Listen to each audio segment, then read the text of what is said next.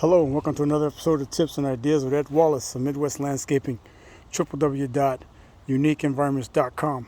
We're here in Laguna Hills, California, and I want to point out something concerning a landscape design retrofit renovation project we're doing here in Laguna Hills.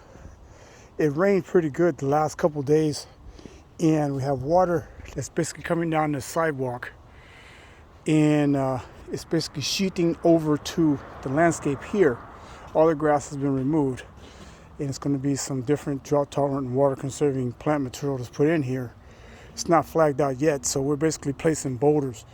So I'm placing a boulder right here, have a couple boulders down there, but I just want to show you the flow of the water that's coming off of the sidewalk.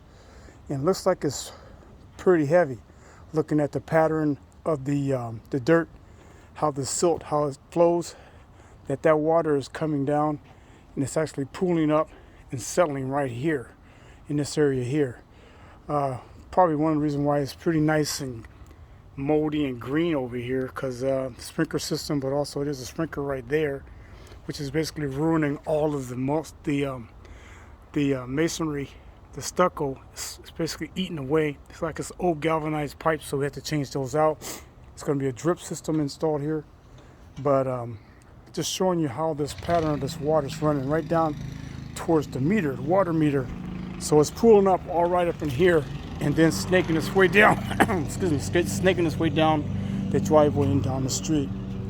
So I'm going to talk with the owner and see if we can do a modification of this landscape, so we can be able to swell this water down to this area here and possibly build some type of retaining bog, because with the different stormwater management rules that are in place here in California, especially Southern California, we have to pay attention to that kind of stuff.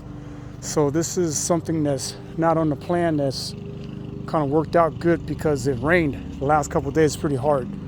So I'm going to have to show him this pattern so we can figure out something.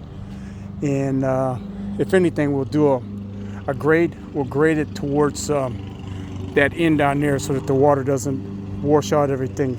It's supposed to be mulch in here, acorn type of mulch, but we'll see if we can figure out something different, because that mulch will be down the street on the really good heavy rain. So to figure out what to do and implement it.